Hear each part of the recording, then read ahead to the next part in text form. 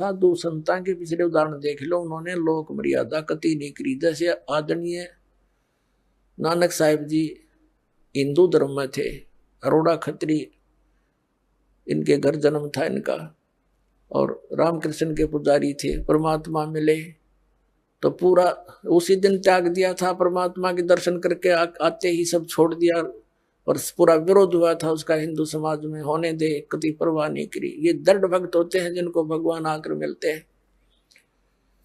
तो मीराबाई ने कहा, भगवान मुझे नाम दे दो, आप मेरे पिता, मैं आपकी बेटी, कुछ हो मेरे साथ वो संघर्ष, आप मेरे साथ रहोगे, मैं आप झेलूंगी सब कष्टों को, पर परमात्मा के लिए मैं कुछ भी कर सकती हूँ।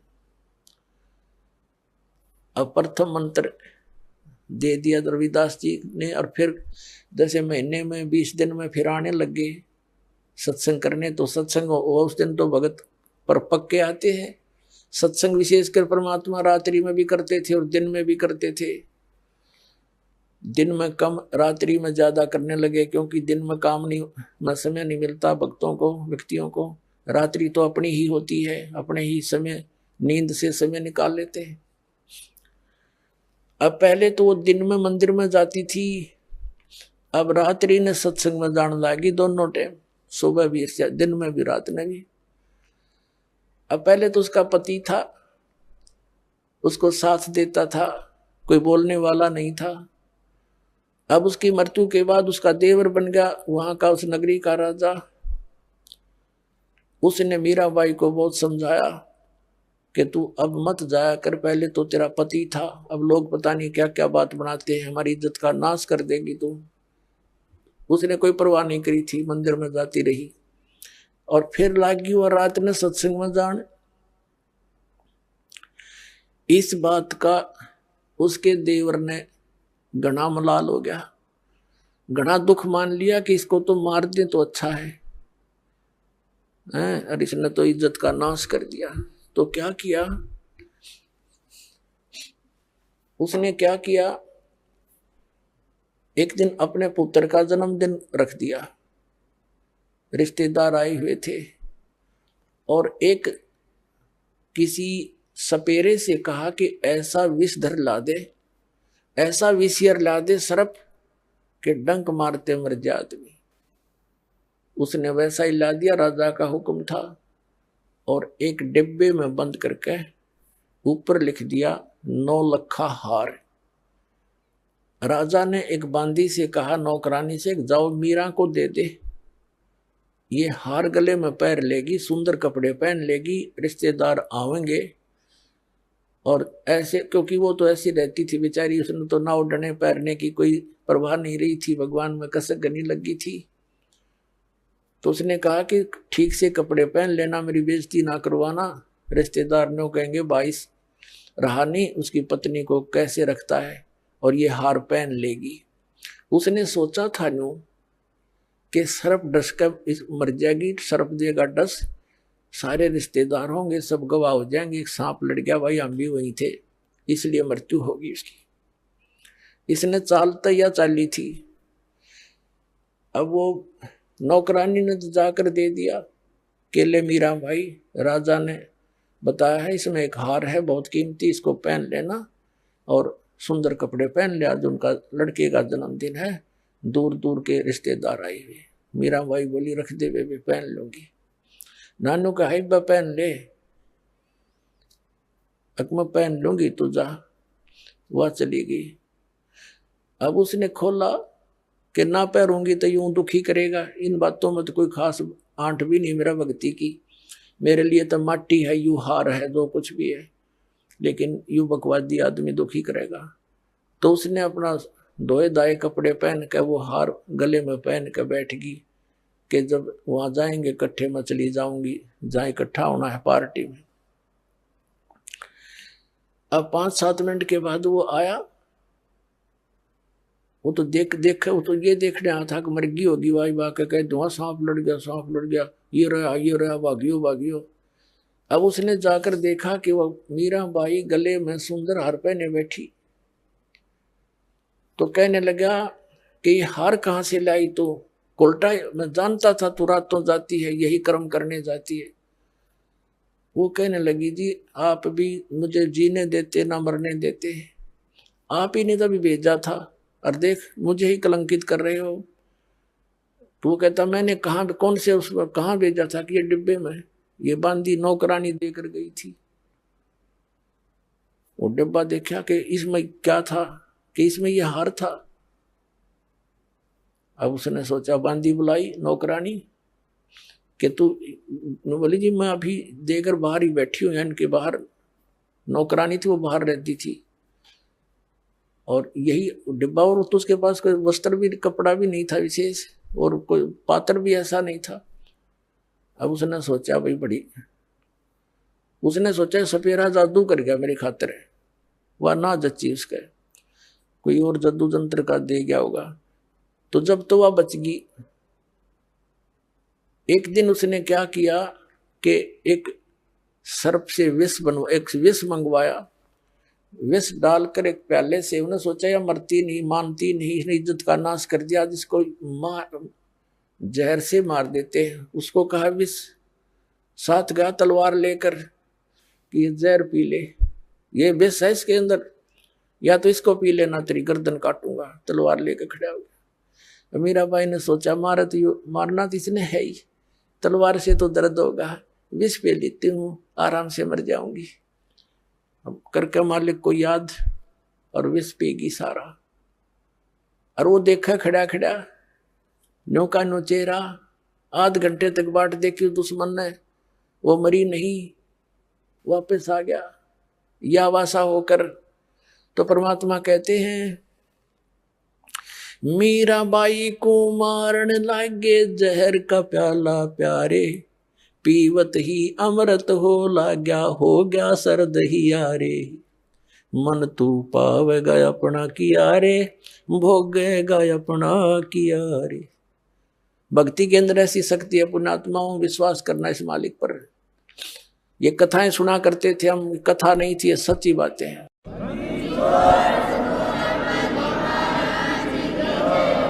कहाँ तो विष ने मारना था, कहते हैं पीवत ही अमृत हो गया और हो गया सर्द ही यारे। कहाँ तो विष ने बेचैनी पैदा करनी थी और कहते हैं ठंडक सी होगी उस बेटी की अंतःकरण में। अब उसने सोचा भाई ना तो या मारे तो मरती उसके देवर ने, अब इसका के इलाज करो, इसने तो हमारा बट्ठा बैठा दिया इज्जत का। उसने उसकी माँ बुला ली, मीराबाई की उससे कहा कि मौसी तो समझा दे इसने। और माँ की बात बेटी मान लिया करती है। तो माँ ने बहुत समझाया, बेटी देख इधर उधर जाती है, हमारी तकरार होती है, तो अपनी भक्ति यहाँ कर ले। और वहाँ 100 प्रकार से उसने जैसे तैसे माँ बेटी को समझाती है, अपने सारे जंतर मंत्र कर दिए पर वह ना मानी। फिर यहाँ तक कहा कि बेटी हम ठाकुर, और वो चमार जिस तो तू नाम ले आई, इसमें भी हमारी बेइज्जती का मामला है बेटा, तू मत जाया कर वहां। तो माता और बेटी का फिर क्या एक कवि के द्वारा बना गया शब्द सुनाते हैं। सत्संग में जाना मीरा छोड़ दे, सत्संग में जाना मीरा,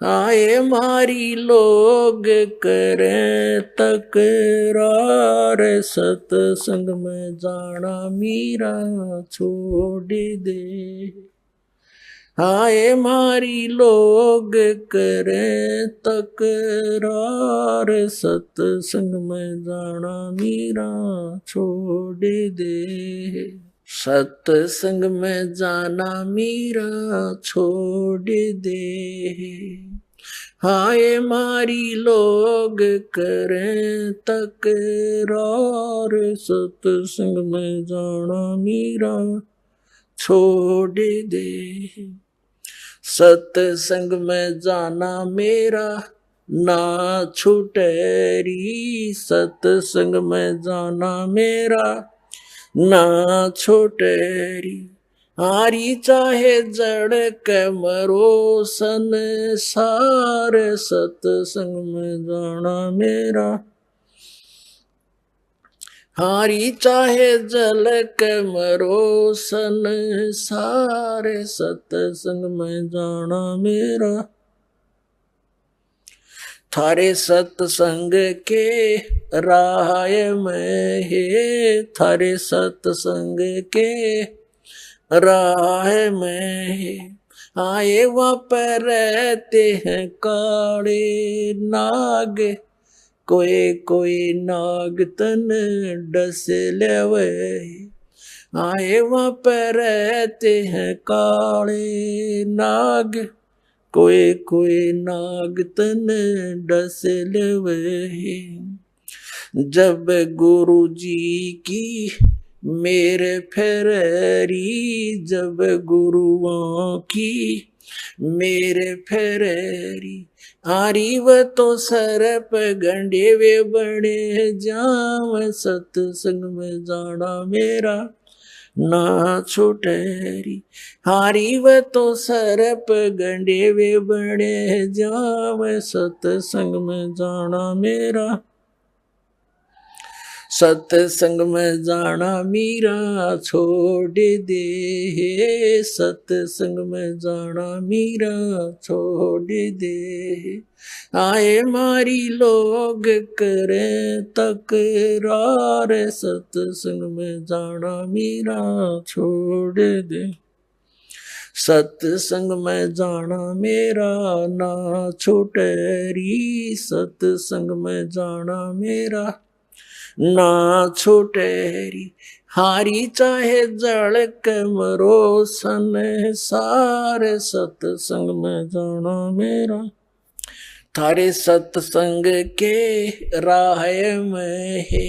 वह माता डराना चाहती है बेटी को, तुम्हारे सत्संग के राह में आए वहाँ पर रहते हैं बब्बर शेर, कोई कोई शेर तन खा लवे, कोई कोई शेर तन खा लवे। जब गुरु जी की मेहर होवेरी, जब सतगुरु जी की मेहर होवेरी। आरी वो तो शेरों के गिदड़ बने जाव, सत्संग में जाना मेरा ना छुटेरी। हारी व तो शेरों के गिदड़ बने जाव, सत्संग में जाना मेरा ना छुटेरी। तुम थारे सत्संग के बीच में है, थारे सत्संग के बीच में। हाँ ये वहाँ पर रहते हैं साधु संत, कोई कोई संत तन ले रमे। हाँ ये वहाँ पर रहते हैं साधु संत, कोई कोई संत तन ले रमे। तेरे री मन में माता पाप हैरी, तेरे री मन में माता पाप हैरी। वो संत मेरे माँ बाप हैरी, वो संत मेरे माँ बाप हैरी। हारी व तो कर देंगे बेड़ा पार, सत्संग में जाना मेरा ना छुटेरी। हारी वे तो कर देंगे बेड़ा पार, सत्संग में जाना मेरा ना छुटेरी। सत्संग में जाना मेरा छोड़ दे, सत्संग में जाना मेरा छोड़ दे। हाय मारी लोग करें तकरार, सत्संग में जाना मेरा छोड़ दे।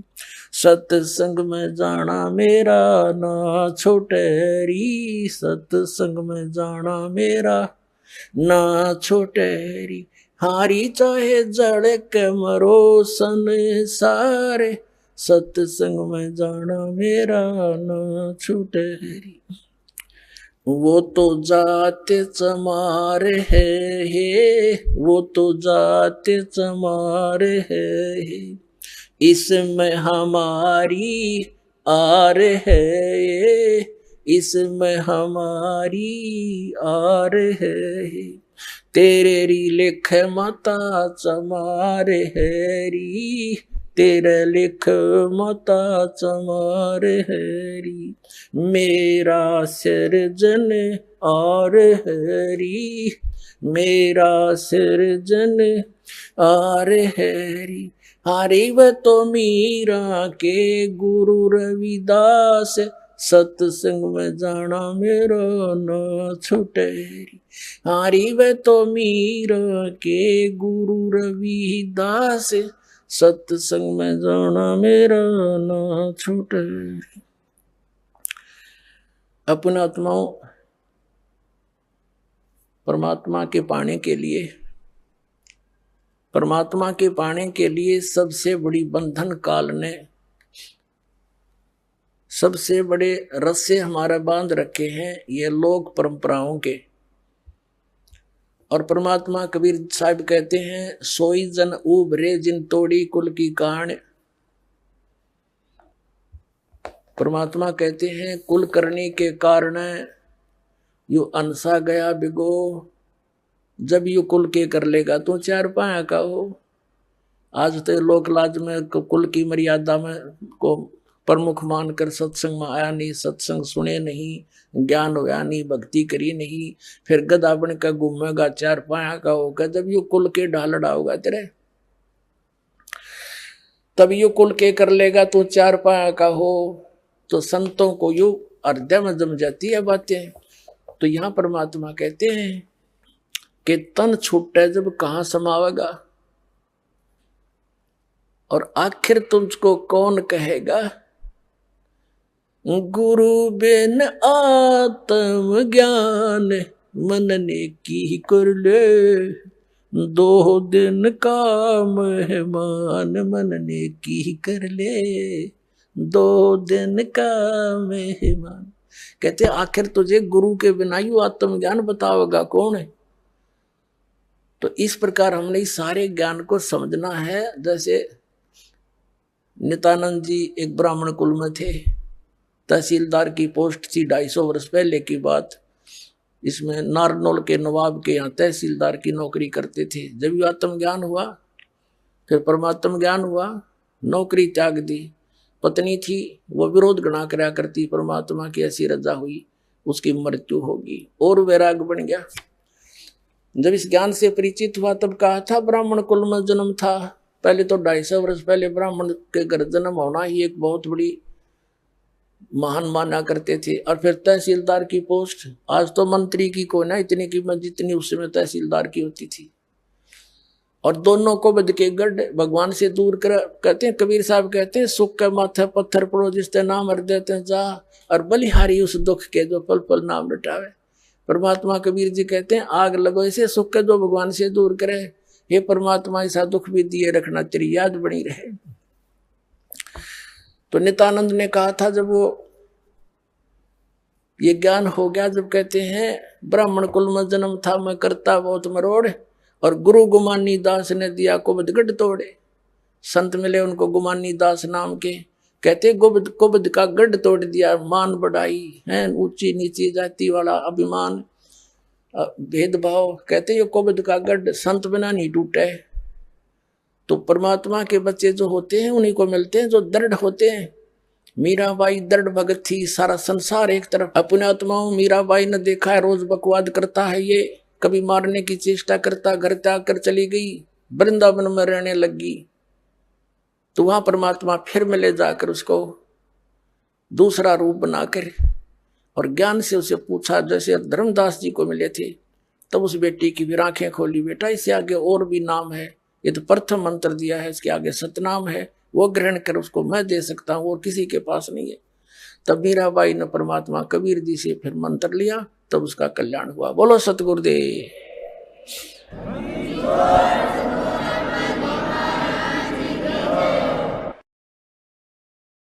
परम पिता परमात्मा कबीर परमेश्वर जी की असीम रजा से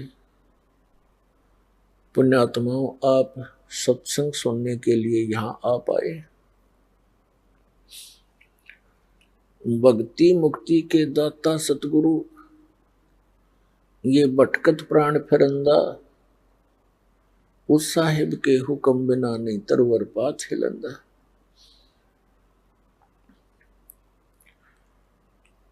पुण्यात्माओं इस काल के इंद्रजाल को परमात्मा ने आके स्वयं बताना पड़ा, क्योंकि इस काल भगवान ने यहां पर बहुत अज्ञान फैला दिया और दुनिया भर के ये नकली संत तैयार कर दिए जो केवल लोक वेद सुनाते हैं, उनका कोई सदग्रंथ आधार नहीं रहता,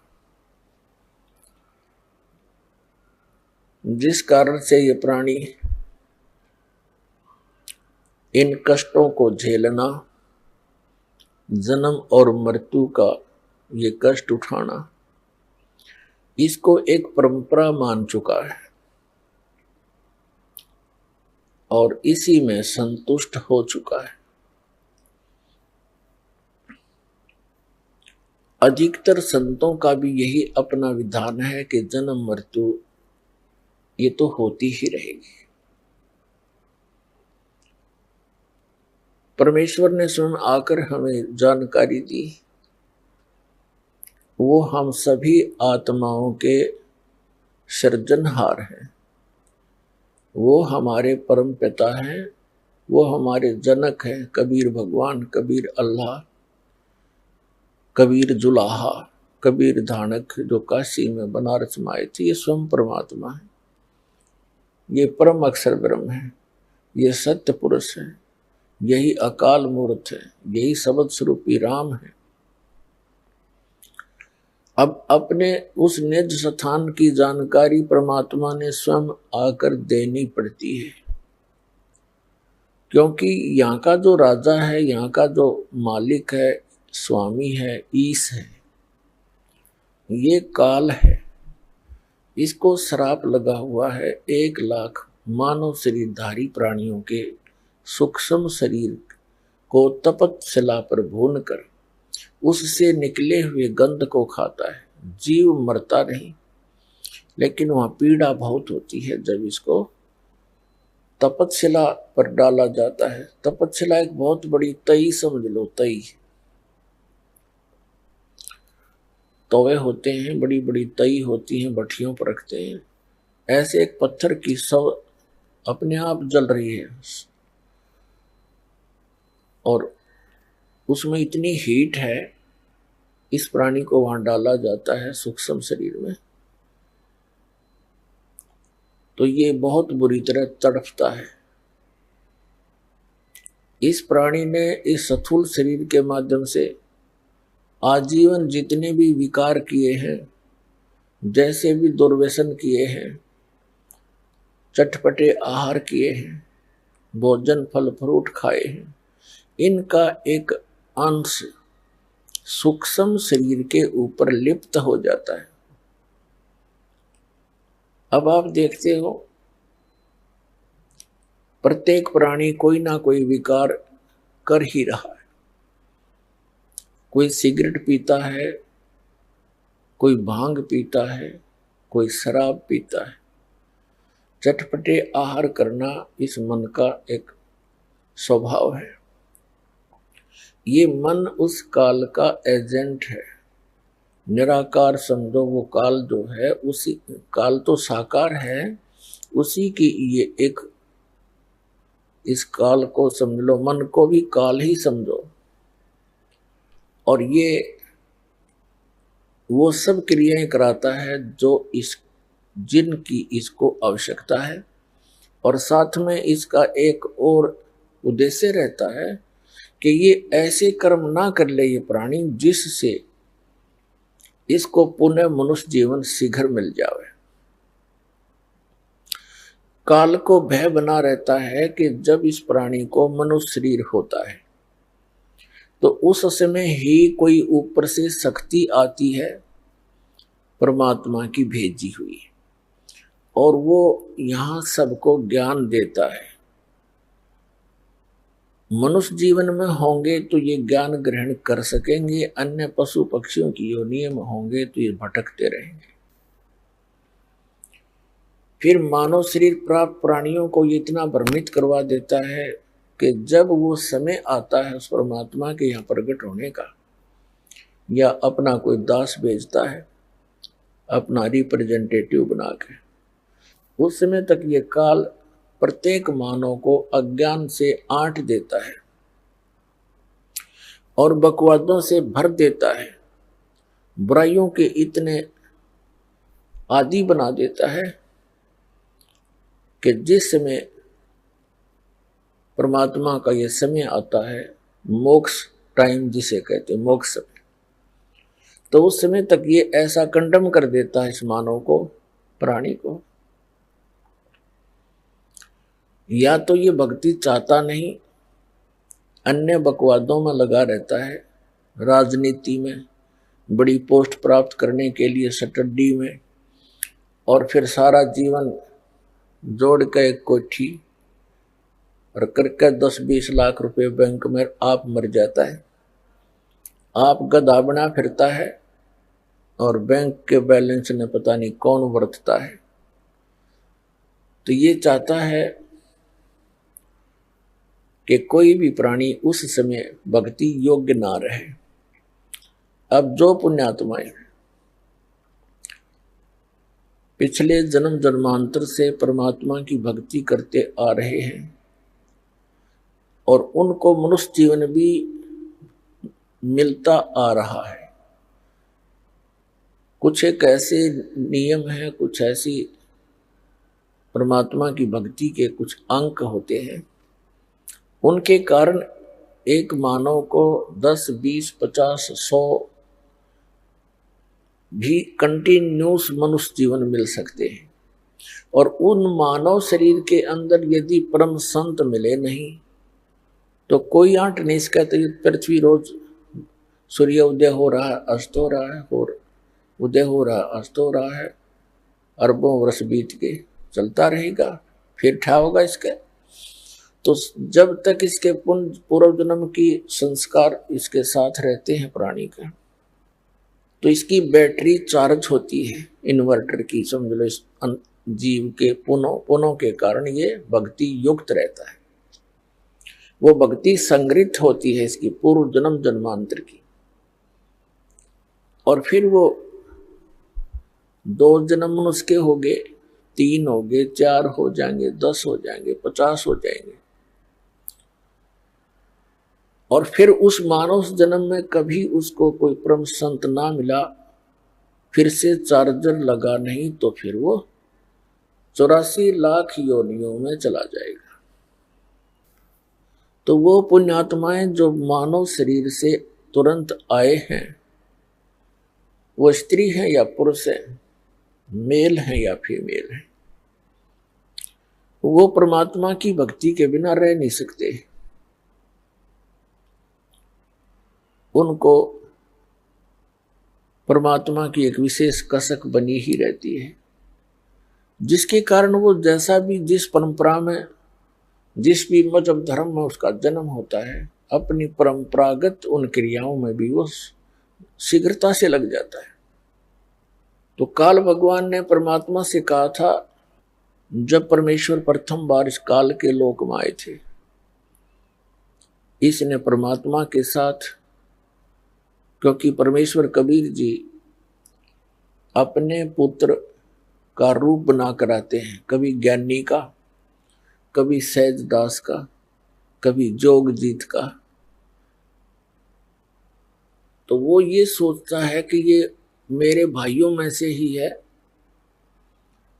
क्योंकि ये भी काल भी परमात्मा का ही पुत्र है। हम सभी उसी के बच्चे हैं, चाहे कोई चींटी है, हाथी है, शेर है, बगेरा है, गवेरा है, राजा है, रंक है, किसी भी मजहब धर्म में जन्मा है,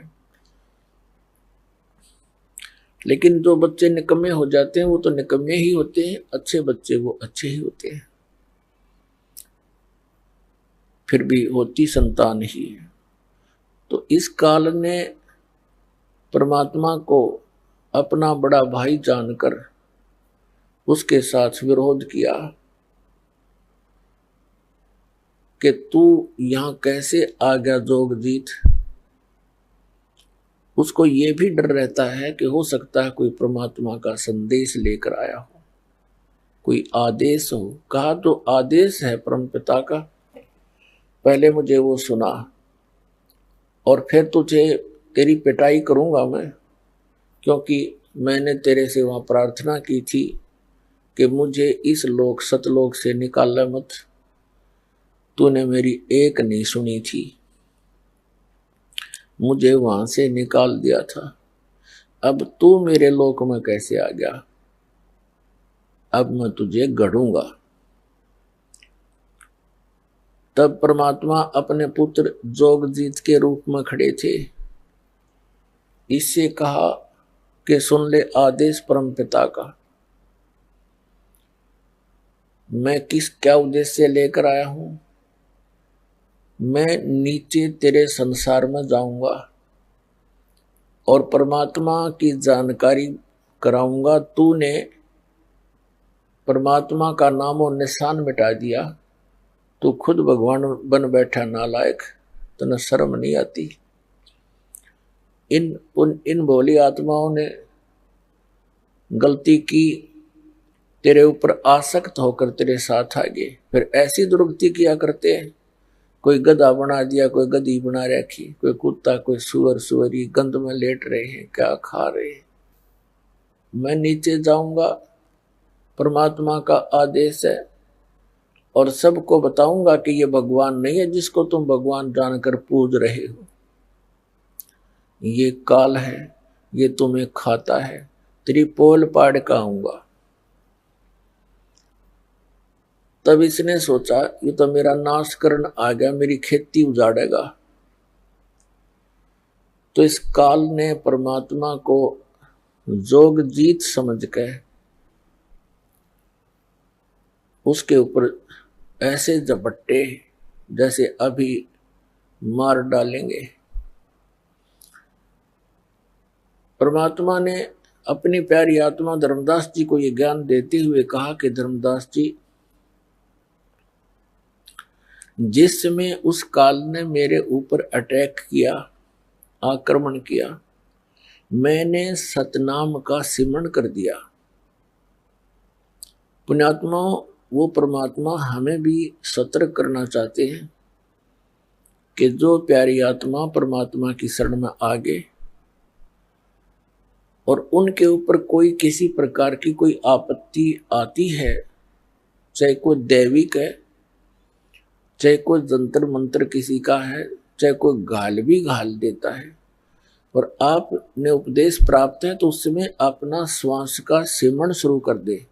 जिसको प्रथम मंत्र प्राप्त है तो प्रथम मंत्र का ही जाप शुरू कर दे, किसी और की आशा नहीं करे कि वो मेरी रक्षा करे।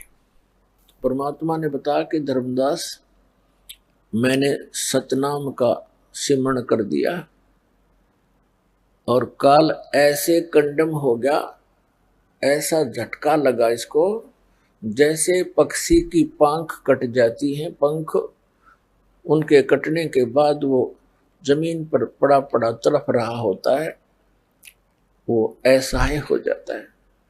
ऐसी दशा होगी इस ज्योति निरंजन काल की। ये चापलूस है। पहले तो इसने सोचा था कि मैं इसको डरा धमका दूंगा, और फिर इसने पैर पकड़ लिए मेरे आकर। कबीर साहब कहते हैं कि इसने नीचे नीचे घिसट कर मेरे चरण पकड़ लिए और पैर पकड़ के रोने लग गया, कहने लगा तो मेरा बड़ा भाई, मैं तेरा छोटा भाई। छोटे तो उत्पात किया करते हैं, बड़े तो अक्षमाही किया करते हैं।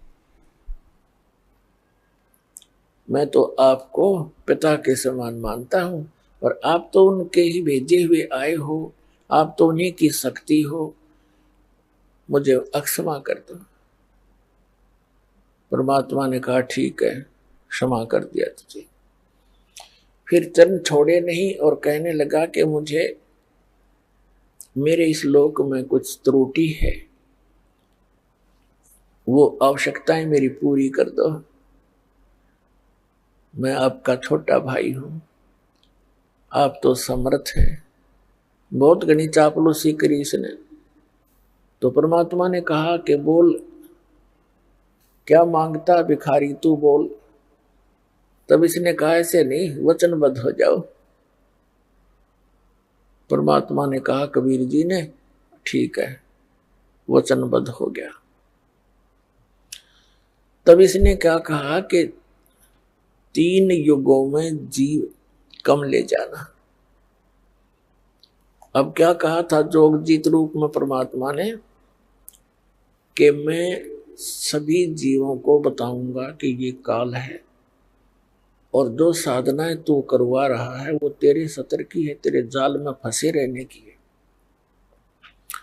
परमात्मा ने मुझे एक ऐसी शक्ति यानी मंत्र दिया है, उस सतनाम के जाप को और सार नाम के जाप को प्राणी को दूंगा, और जिनके पास ये मंत्र होगा उसका तू कुछ बिगाड़ नहीं सकेगा। जैसे उसी मंत्र से मैंने तेरी ये हालत कर दी, और वो मंत्र उन प्राणियों को दूंगा जिनके पास ये मंत्र होगा, तो उनके निकट नहीं जा सकेगा, और सबको सतलोक ले जाऊंगा सतनाम दे करके। तो इसने फिर प्रार्थना की कि 3 युगों में जीव कम ले जाना, चौथा युग जब कलयुग आवे, तब तो शरण जीव बहु जावे।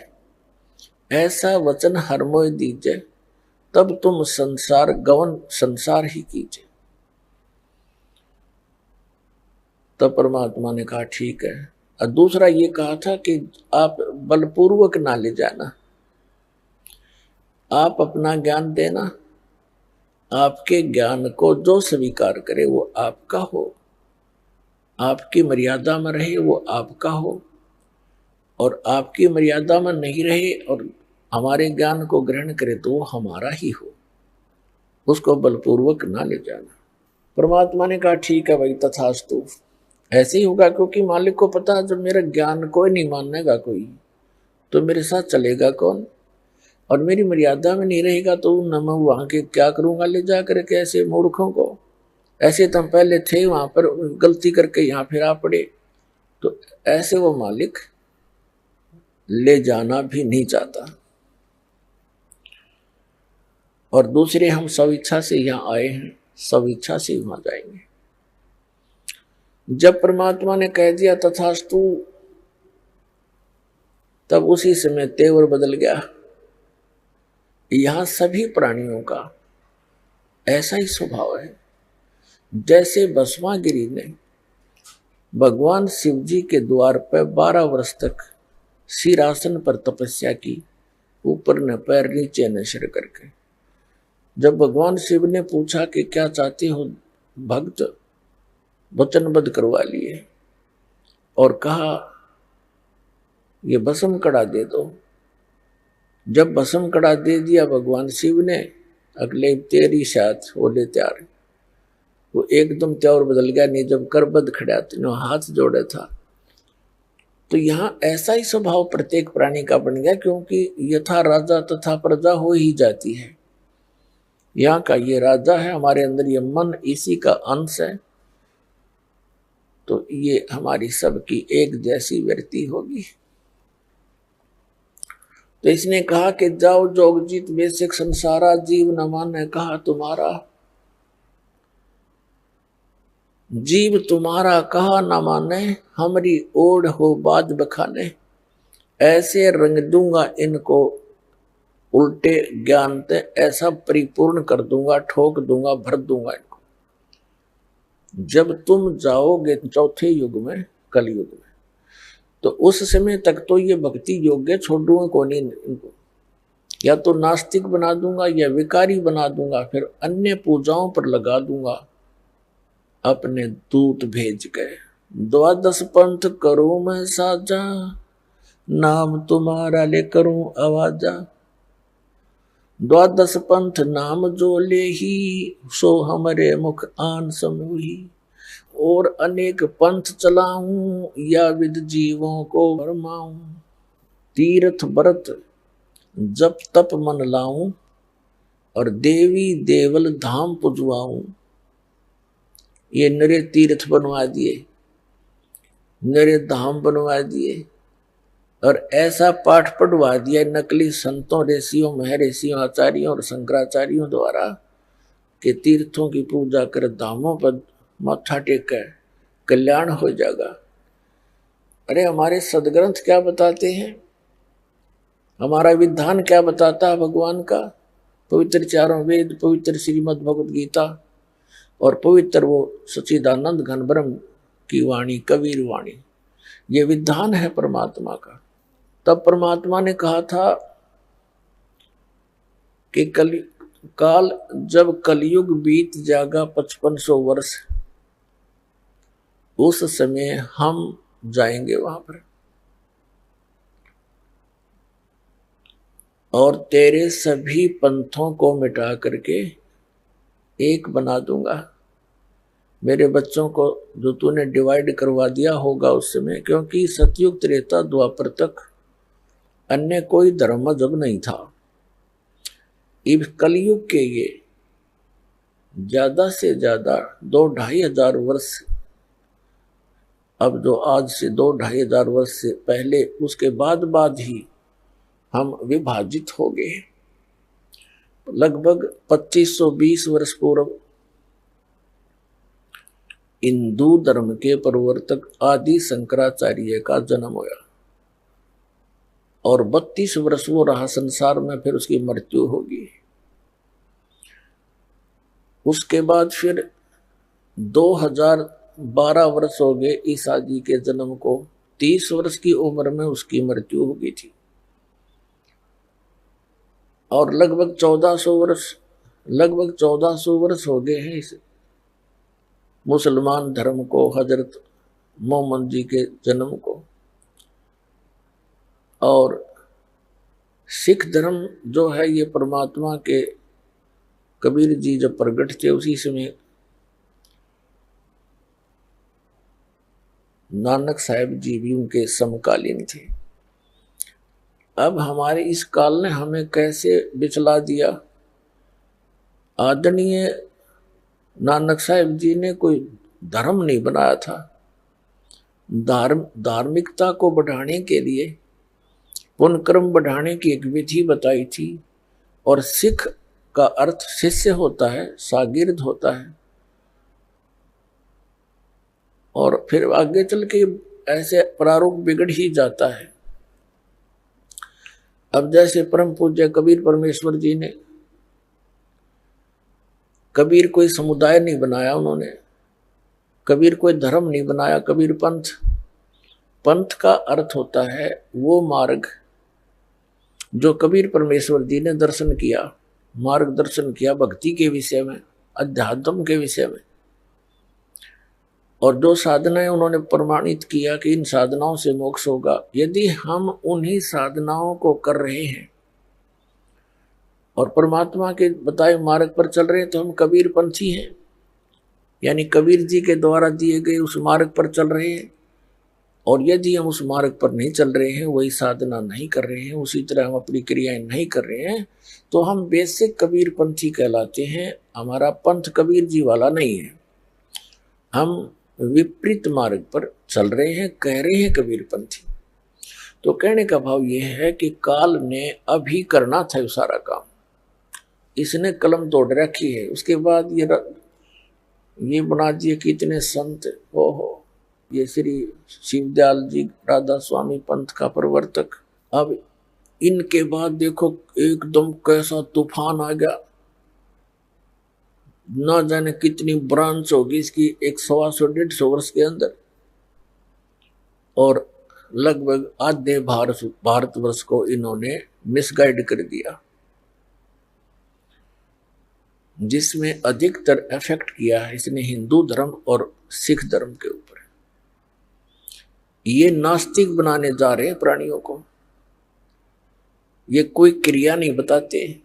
आंख मीच कर बैठ जाओ 2.5 घंटे सुबह 2.5 घंटे शाम, और नाम पांचों काल के, और कुछ नहीं करना, ना कोई जोत लगानी, ना कोई धर्म भंडारा। ये खीर तक भी नहीं बांटते, सत्संग करते हैं, पानी पानी की व्यवस्था करते हैं।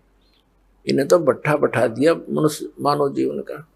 हमारे घरों में ज्योति जला करती थी पहले देसी घी की, प्रत्येक के घर में, विशेषकर हमने क्योंकि दास का जन्म पवित्र हिंदू धर्म में हुआ, तो प्रत्येक घर में ज्योति शाम के समय तो वैसे जलाया करते थे, चाहे जलावे 2 सेकंड के लिए। वो लात इसलिए करते थे, छोटी जल्दी हो जाती, समाप्त हो।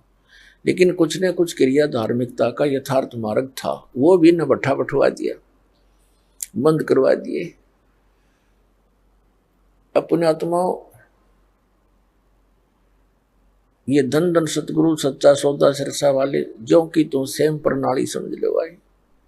ये बालयोगेश्वर बोल रहे हैं जो अमेरिका में रहता है, उसका एक भाई सतपाल जी है यहाँ भारतवर्ष में। इनका किसी का सिर पैर नहीं, सारे श्राद्ध निकालने हुए, भूत पूजा बताओ जो आम व्यक्ति कराया करता, जैसे हम पहले करते थे। एजिटी जी हैं ये, या साराम जी ने कख नहीं पता, मूर्ख बना रहा है इतनी दुनिया ने। 6-7 नाम डाल देता है, सेलेक्ट कर ले जो तुम्हें अच्छा लगे। एक तो ये खुद देता है एक नाम, 100 हमको 2 हिस्से हम कर देता है, 100 बाहर हम भीतर, और बाकी 6-7 मंत्र बोल देता है कि इनमें से जो तुझे अच्छा लगे सेलेक्ट कर ले। अरे भले आदमी, एक डॉक्टर के पास मरीज जाता है और मरीज का अगर 6 कैप्सूल 6 प्रकार की गोली डाल दे, तेरी मर्जी सिलेक्ट कर ले कोई सी, क्या वो डॉक्टर है? मूर्ख बना रहा दुनिया को। तो पुण्यात्माओं, इन न कित कित रोऊं और किस किस न रोऊं, या तो कुआ भांग पड़ी। परमात्मा कहते हैं कबीर ये माया अटपटी सब गट आन अड़ी, और किस किस न समझाऊं या कुआ भांग पड़ी। अपने आत्माओं, आपके रूबरू जिस भी संत महंत आचार्य शंकराचार्य का इतिहास दिखाया है, इनके पास कख नहीं पाया, कख भी कैख है भी नहीं इनके पास भक्ति का। नमस्कार सर। साहिब जी। सर क्या नाम है आपका? मेरा नाम महेश कुमार राघव है जी। महेश कुमार जी, आप कहाँ से हैं? मैं डिस्ट्रिक्ट एटा उत्तर प्रदेश से आया हूँ जी। सर संत रामपाल जी महाराज से नाम दीक्षा आपने कब ली? 7 मई 2012 को दया हुई मालिक की। सर संत रामपाल जी महाराज से नाम दीक्षा लेने से पहले क्या आप कोई भक्ति साधना भी करते थे? संसारिक देवी देवताओं की पूजा करते थे, उनसे कोई लाभ प्राप्त नहीं होता था। जब मैं बचपन में पढ़ने जाता था तो माइंड में चलते चलते एकदम ये आता था कि मैं कौन हूँ और कहाँ से आया हूँ, क्या उद्देश्य है। मैं परमात्मा की प्राप्ति के लिए बहुत इच्छुक था, लेकिन मुझे वो सत्मार्ग नहीं मिला।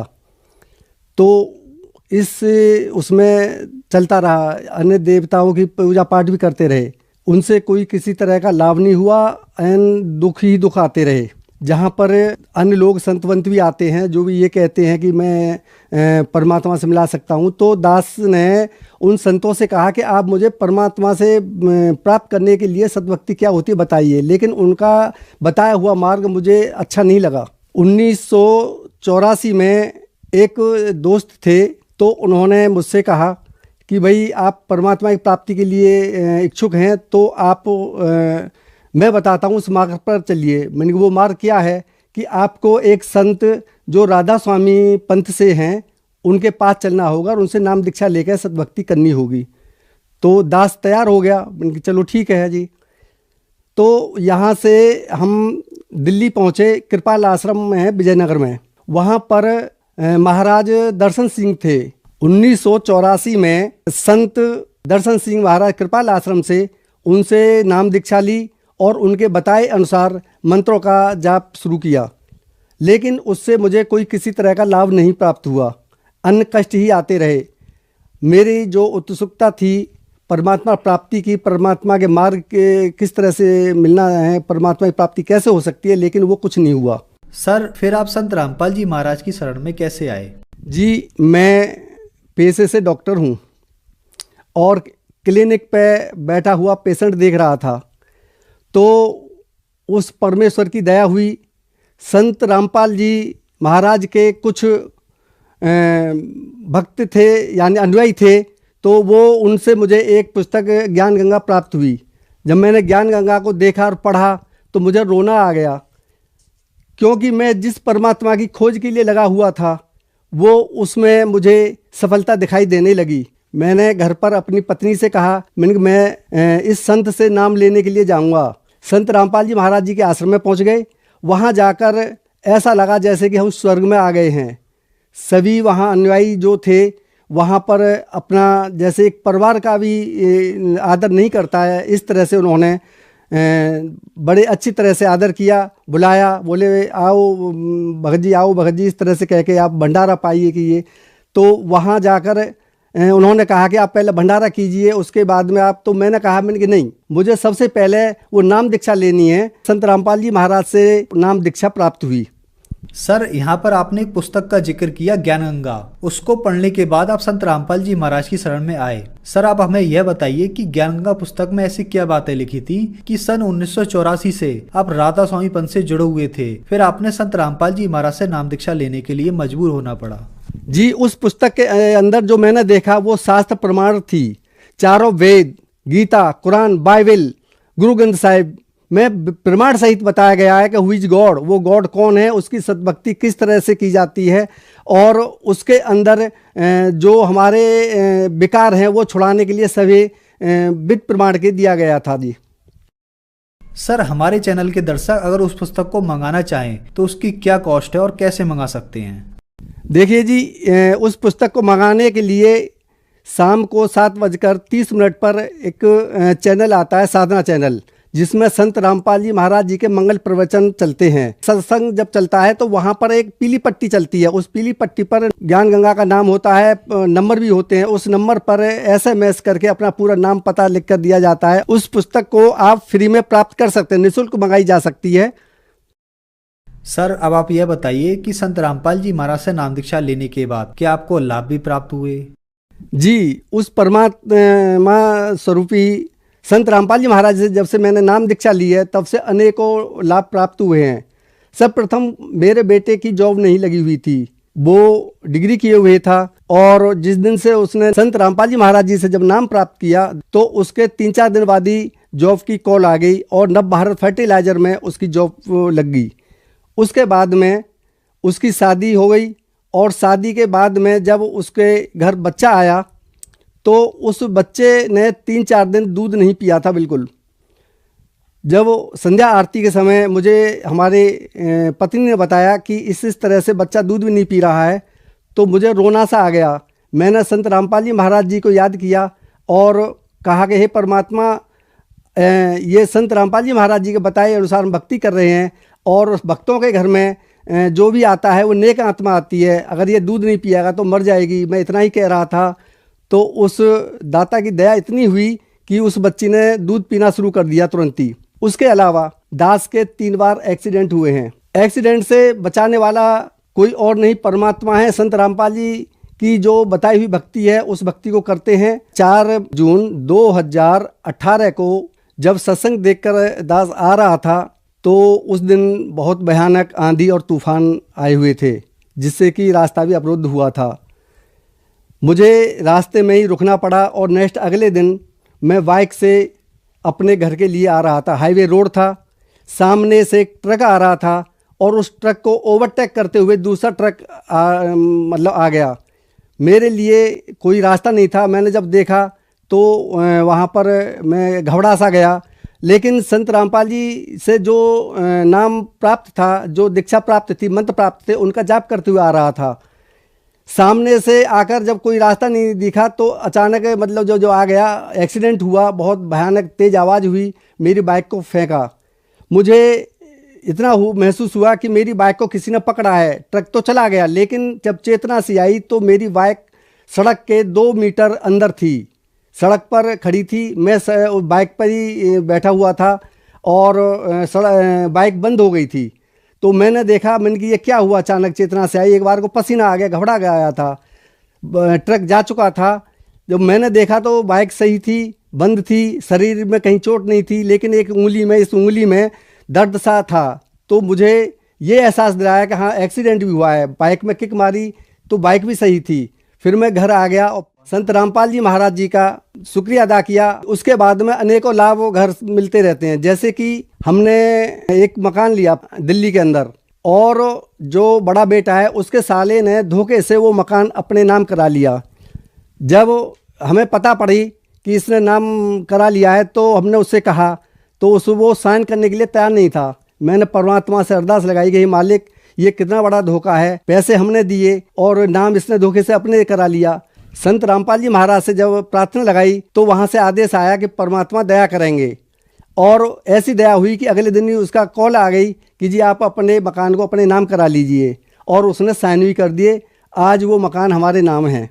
मैं एक डॉक्टर हूँ और क्लिनिक पर पेशेंट देख रहा था। शाम को 4 बजे करीब मुझे अचानक चिकनगुनिया का अटैक हुआ। इतना भारी अटैक हुआ कि बैठने के बाद में मेरे से खड़ा नहीं हुआ गया। फीवर इतना तेज़ था कि 1000 पैरासीटा लेने के बाद भी फीवर उतरने का नाम नहीं ले रहा था। और जो पास के सहयोगी डॉक्टर से, उनसे भी मैंने कहा, मैंने कि भाई देखिए क्या है, तो उन्होंने भी सलाह दी कि आप ये चीज़ लीजिए, लेकिन उससे कुछ नहीं हुआ। करीब 8 घंटे तक जब बुखार नहीं उतरा और मैं बड़ा मुश्किल से मुझे घर तक ले जाया गया, तो बेटे ने कहा कि चलो आपको आगरा ले चलते हैं। मैंने कि नहीं, मैंने संत रामपाल जी महाराज जी से नाम दीक्षा ले रखी है और मेरा जो भी निवारण करेंगे वही होगा। मैंने दंडौत किया गुरुजी के आगे और संत रामपाल जी महाराज जी से कहा कि हे गुरुजी, मेरा ये फीवर नहीं उतर रहा है, अब आप ही जाने, आप ही दया करेंगे। तो मैंने वहाँ पर चरण अमृत प्रसाद लिया और उसके बाद में थोड़ी देर में ही सो गया, और जब आँख खुली तो मेरा फीवर गायब था। उस परमात्मा स्वरूपी संत रामपाल जी महाराज ने मेरी पल पल रक्षा की है। सर, संत रामपाल जी महाराज से नाम दीक्षा लेने के बाद आपको बहुत सारे लाभ प्राप्त हुए, तो जो दर्शक आज आपको टीवी पर देख रहे हैं, आप उनके लिए क्या कहना चाहेंगे? जी, मैं संदेश नहीं दे सकता, मैं केवल प्रार्थना कर सकता हूँ कि इस संत से नाम दीक्षा लेकर भयानक से भयानक रोगों का विनाश होता है, सद्भक्ति प्राप्त होती है। जैसे कि बचपन से मेरे माइंड में जो आता था कि मैं कौन हूँ, कहाँ से आया हूँ, इस प्रश्न का कभी उत्तर नहीं मिला था, तो आज मुझे उन प्रश्नों के उत्तर मिले, आध्यात्मिक लाभ मिला और मोक्ष मार्ग भी मिला। उनसे यही प्रार्थना है कि आप इस संसार में अन्य ऋषियों में, अन्य संतों में भटक रहे हैं, जिनके पास जो नकली हैं, जिन्होंने अपना धंधा चलाने के लिए ये प्रचार कर रखा है, दुकान खोल रखी हैं, उनको छोड़कर उनके संत रामपाल जी महाराज जी की पुस्तक ज्ञान गंगा को निःशुल्क मंगवा कर पढ़िए और उसमें सद्भक्ति देखकर फिर उनके चरणों में आकर नाम दीक्षा लेकर सद्भक्ति करने से सब रोग दूर होते हैं, आर्थिक, भौतिक, सांसारिक सारे सुख प्राप्त होते हैं। धन्यवाद सर। सत साहिब।